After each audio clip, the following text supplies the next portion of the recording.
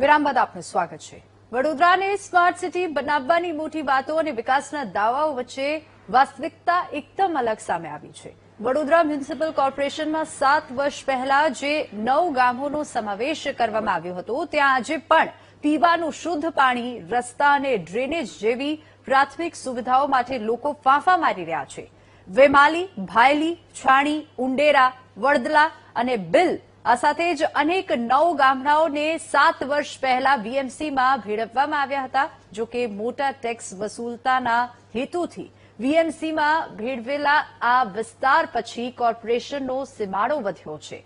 નવી સોસાયટીઓ અને આલિશાન ફ્લેટ્સ બન્યા છે, પરંતુ વિકાસ માત્ર કાગળ ઉપર જ સીમિત રહી ગયો હોય તેવું લાગી રહ્યું છે। નવી સોસાયટીઓ અને ફ્લેટ્સમાં રહેતા લોકો આજે પણ બોરના પાણી પર આધારિત છે। પાણીમાં ટીડીએસનું પ્રમાણ 1000 થી વધુ છે। મધ્યમ વર્ગીય પરિવારો દર મહિને માત્ર પીવાના પાણીના જગ ખરીદવા પાછળ 1800 રૂપિયા સુધીનો ખર્ચ કરી રહ્યા છે। અને વેમાલીમાં ડ્રેનેજનું પાણી રસ્તા પર ઉભરાઈ રહ્યું છે અને સ્ટ્રીટ લાઇટો પણ ગુલ છે। જો કે સ્થાનિક રહીશો તંત્ર પાસે પીવાનું શુદ્ધ પાણી, યોગ્ય ડ્રેનેજ, પાકા રસ્તા અને સ્ટ્રીટ લાઇટની માંગ કરી રહ્યા છે।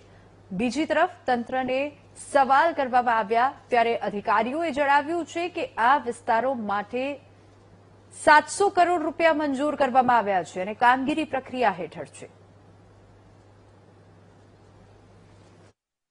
છે પણ વેરામાં કશું લાઇટ નહીં, પાણી નહીં, કશું જ નહીં। આ ગટર જુઓ કે ગટર કેટલી ઉભરાઈ છે ને બધા વગર ચાલે, પાણી વગર આપણાથી ચાલે?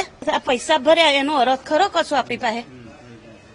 તમે પૈસા લો છો એને થોડીક તો અમને કશું વાલો તો ખરા। અહીં લાઇટ હોય, જુઓ અમારા બાયનામાં કશે લાઇટ હતી? સુવિધાઓ તો નથી મળતી જેમ અમે વેરા ભરીએ છીએ, કેમ કે અહીં લાઇટની વ્યવસ્થા નથી, રોડો સારા હરગા નથી, પાણી પર થોડું કાયમ નથી આવતું। ઘણી બધી પ્રોબ્લેમ તો છે અમારે। બાકી અમે તો વેરા ઘણા ટાઈમથી રેગ્યુલર ભરીએ છીએ, પણ જેવા વેરા ભરીએ એવી અમને સુવિધા નથી મળતી। કોઈ સુધારો નહીં, કોઈ જાતની એમાં સગવડ નથી।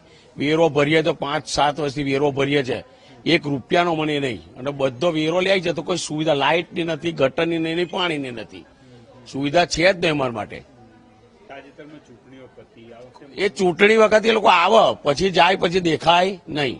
ખાલી દર ચૂંટણી વખતે આવે હાથ જોડવા, પછી એમના ત્યાં તમે જાઓ તો પાણીનું કોણ છે, કોણ તમે કોણ, નમે કોણ, આ જ વસ્તુ ચાલી રહી છે। ખાસ કરીને વેમાલી વિસ્તાર જે ઓજી એરિયા છે અને એમાં ગયા વર્ષના પાણી ભરાવાના અને રોડ રસ્તાના પ્રશ્નોને લીધે ઘણા બધા કામો આપણે કોર્પોરેશન તરફથી લેવાઈ રહ્યા છે। એની સમય મર્યાદા જેમ જેમ પૂરી થશે એમ એમને સુવિધા મળશે।